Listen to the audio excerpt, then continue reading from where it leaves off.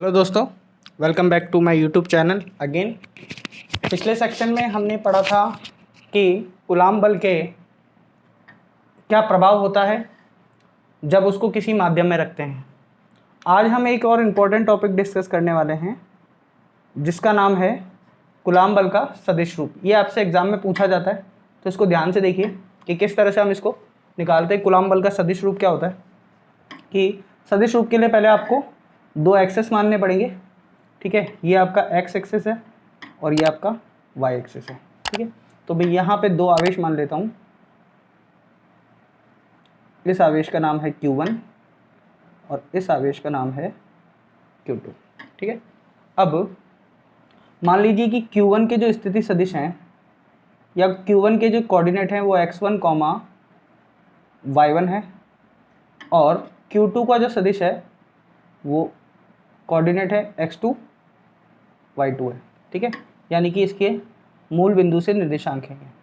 मूल बिंदु तो आप जानते ही हैं कि ये O बिंदु से निर्देशांक x1, y1 है और ये x2, y2 है। ठीक है, तो यानी कि मैं लिख देता हूँ Q1 का मूल बिंदु से निर्देशांक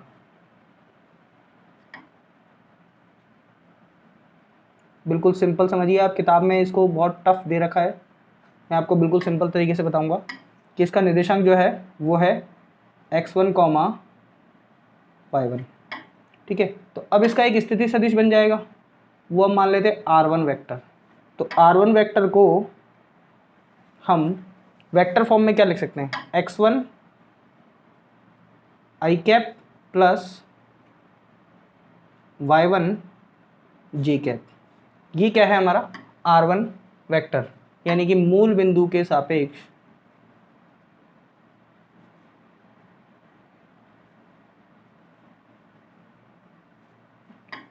स्थिति सदिश।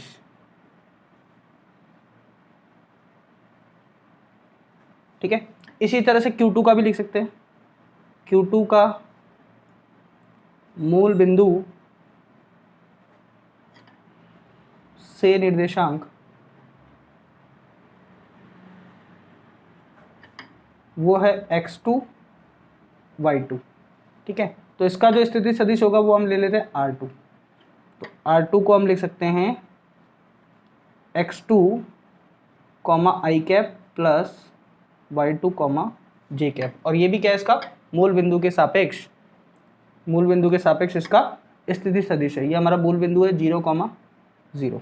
ठीक है, अब देखिए आपको अब बनाना है इनको मिलाने वाली रेखा, ये ऐसे। ठीक है, अब ये जो Q2 होगा वो Q1 पे बल किस तरफ लगाएगा, इस तरफ। ठीक है, तो इसका नाम दे दिया F12। ठीक है, और ये इस पे बल किस तरफ लगाएगा, इस तरफ। इसका नाम दे दिया F21। दोनों एक दूसरे पे बल लगा रहे हैं क्योंकि दोनों अभी मैंने दोनों प्लस के लिए है ना, तो ये इस पे बल इस तरफ लगा रहा है और Q1 Q2 पे बल इस तरफ लगा रहा है। दोनों बल मैंने लिख दिए बल दिशा के साथ में। अब आपको इस सदिश रूप का मतलब समझना पड़ेगा कि सदिश रूप होता क्या है। सदिश रूप का मतलब है कि इसका परिमाण भी लिख रहे हैं हम और इसकी दिशा भी हम फॉर्मूले के साथ में बताएंगे, उसी को हम कहते हैं सदिश रूप। ठीक है, अब देखिए ये जो रेखा है इसको मैं मान लेता हूं कि ये R12 है। मैं मान लीजिए 2 पर लगने वाला बल निकाल रहा हूं, है ना, Q2 पर लगने वाला बल निकालना चाहता हूं इस पर। तो देखिए यहां से यहां तक का स्थिति सदिश क्या होगा, ये होगा आपके पास R12, वो होगा R1 माइनस R2 और R12 की दिशा 1 से 2 की तरफ।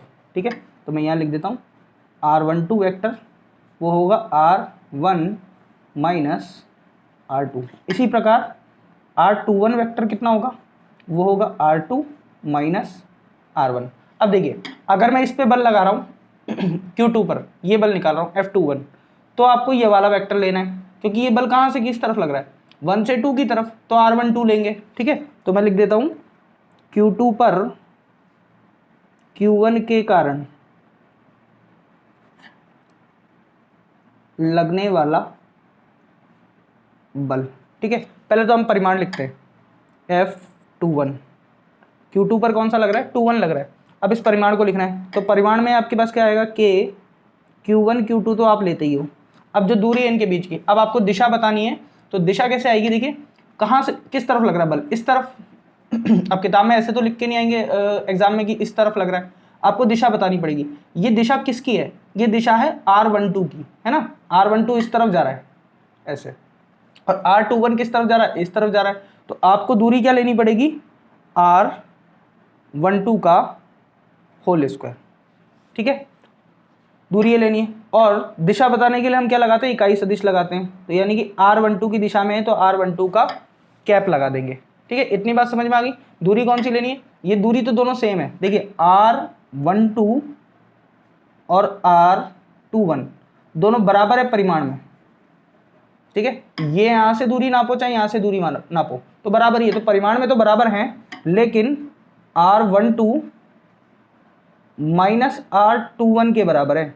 यानी कि ये इस तरफ दिशा बता रहा है और ये इस तरफ दिशा बता रहा है, इसलिए मैंने माइनस बताया। परिमाण में दोनों समान है लेकिन दिशा में दोनों विपरीत है। अब आपको इस पे बल निकालना है दूसरे वाले पर, तो आप कौन सा वेक्टर लेंगे, R12, क्योंकि R12 की दिशा ऐसे है, ठीक है। अगर आपको इस पे बल निकालना होता तो आप ये वाला लेते, है ना, ये अपन लास्ट में लिखेंगे। इस पे बल निकालना है तो आप ये वाला लेते, तो आप क्या लेते, R21, है ना, 2 से लेके 1 की तरफ।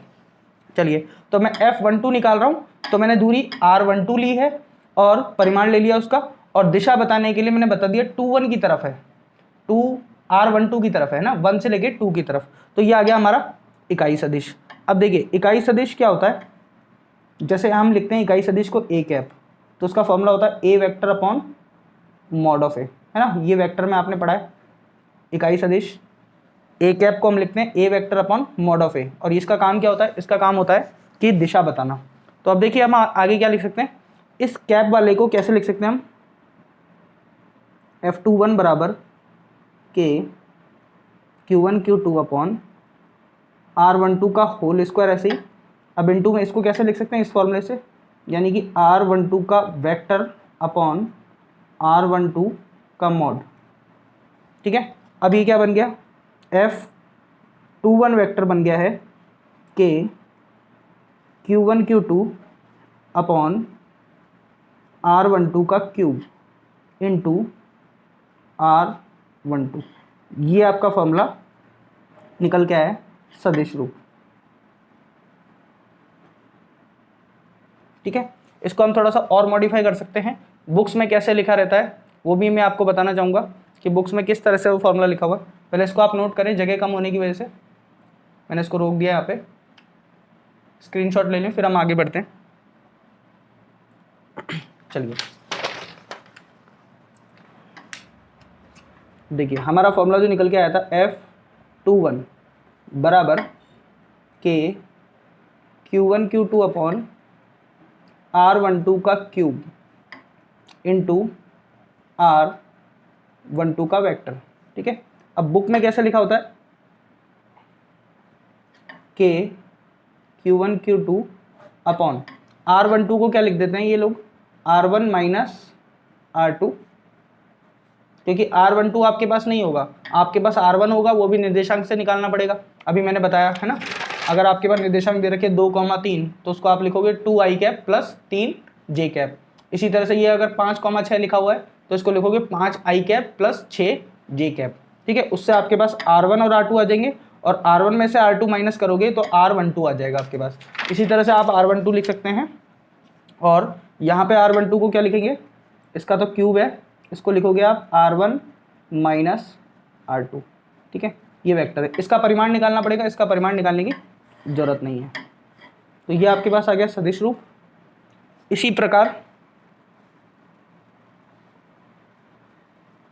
अगर आपसे पूछ लिया जाए F12 कितना है, पहले वाले आवेश पे लगने वाला बल दूसरे के कारण, वो कितना है, तो आप क्या करेंगे, इसके लिए आप K Q1 Q2 ये तो सेम है, ये R12 की जगह कौन आ जाएगा, R2 माइनस R1, ठीक है, इसका परिमाण का क्यूब, और यहाँ पे भी 12 की जगह क्या आ जाएगा, R2 माइनस R1।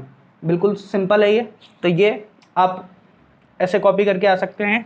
और दूसरी चीज़ देखिए कि अब अगर मैं इन आवेशों की जगह, मान लीजिए ये दोनों मैंने प्लस के लिए, तब तो दिशा इधर आ रही है, अगर इसमें से एक आवेश कोई माइनस का हो जाता है, ऐसे ये माइनस का होता तो आप कहते हैं कि सर दिशा तो बदल गई, ये प्लस का है तो माइनस वाले की दिशा इधर नहीं होगी, ये इधर हो जाएगी, है ना, विपरीत और हो जाएगी।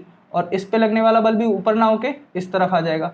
अगर दोनों माइनस के हैं तो अभी भी दिशा यही रहेगी, ये इसको प्रतिकर्षित करेगा और ये इसको प्रतिकर्षित करेगा। तो अगर दोनों माइनस के हैं तब तो प्रतिकर्षण, और एक प्लस का और एक माइनस का है तो आकर्षण, तो दिशा बदलेगी।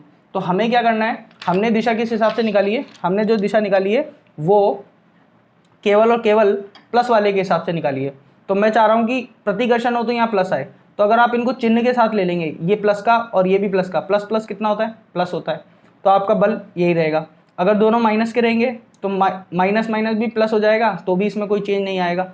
अगर आप एक प्लस का और एक माइनस का लेते हैं तो प्लस माइनस माइनस हो जाएगा, उस माइनस को आप यहाँ शिफ्ट कर दें, तब क्या होगा, ये R2 माइनस R1 हो जाएगा, खुद ही चेंज हो जाएगा ये। ठीक है, तो इसका मतलब ये जो सूत्र है, यह सूत्र चिन्ह के साथ उपयोग करें। ठीक है, इसको चिन्ह के साथ लेना है, यानी कि Q1 Q2 जो है वो चिन्ह के साथ लेंगे। ठीक है, और बेसिक चीज R12 बराबर है माइनस R21 के, और बल विपरीत है, यानी कि F12 बराबर है माइनस F21 के। हमेशा विपरीत दिशा में लगते हैं, विपरीत दिशा व परिमाण में समान। ठीक है, तो दोस्तों ये आप नोट कर लीजिए, मैं आपको एक क्वेश्चन करा देता हूँ इसके जैसा, तो इसको नोट करेंगे। हम एक क्वेश्चन करते हैं जिससे आपको क्लियरिटी आ जाएगी।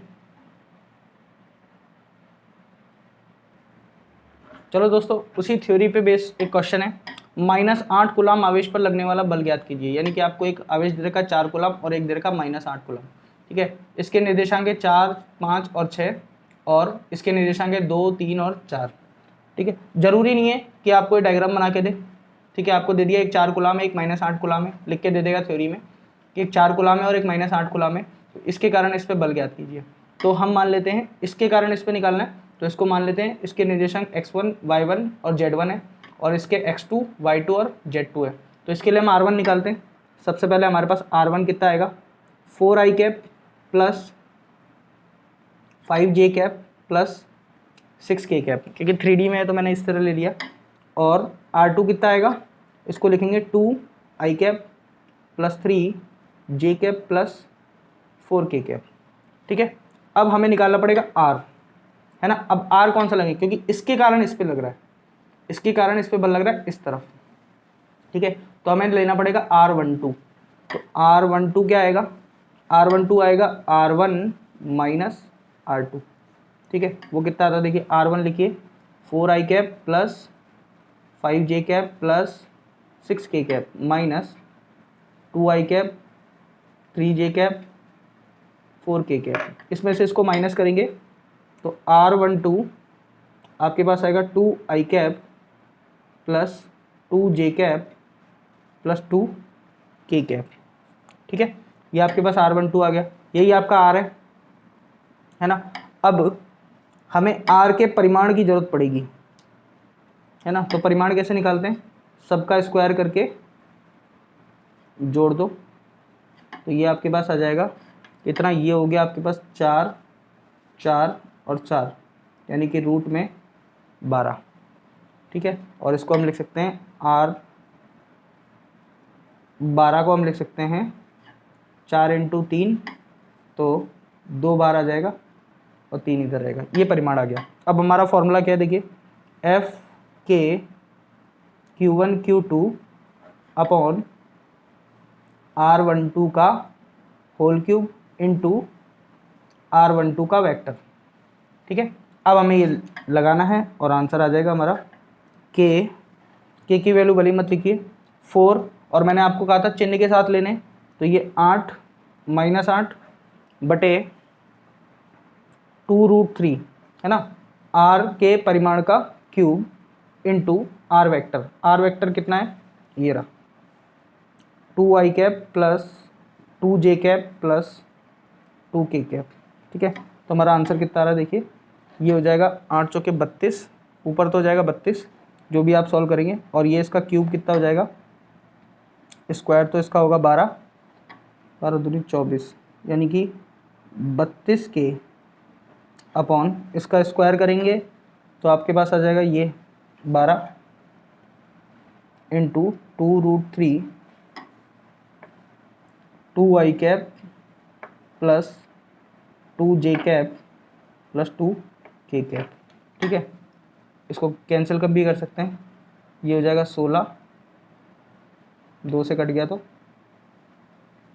4 तिया 12, 4 चौक 16, तो आपके पास आएगा 4/3K 2i cap plus 2j cap plus 2k cap. इस तरह से आप कैसे भी अपने हिसाब से सॉल्व करके इसका आंसर निकाल सकते हैं, अपने हिसाब से कैलकुलेशन आपकी है। तो दोस्तों ये हमारा एक और टॉपिक क्लियर हो गया है। ठीक है, इसको ध्यान से पढ़ें और आपको एग्जाम में इसी तरह से करके आना है। बस थोड़ी सी थ्योरी थी जो मैंने आपको बता दी कि किस तरह से आपको लिख के आना है, इसका आप स्क्रीनशॉट ले लें। और दोस्तों अगर आपको वीडियो पसंद आ रहे हैं तो इसको लाइक करें, दोस्तों के साथ शेयर करें, ज़्यादा से ज़्यादा शेयर करें जिससे ज़्यादा से ज़्यादा दोस्तों के पास, आपके दोस्तों के पास ये पहुँचे। ठीक है, इससे मेरा भी मनोबल बढ़ता रहेगा, तो मैं आपके लिए और भी वीडियोस बनाता रहूँगा, पूरी सीरीज़ बनाऊँगा इसके लिए मैं आपके लिए। आप अपना कोर्स इससे पूरा कंप्लीट कर सकते हैं। Okay, thank you.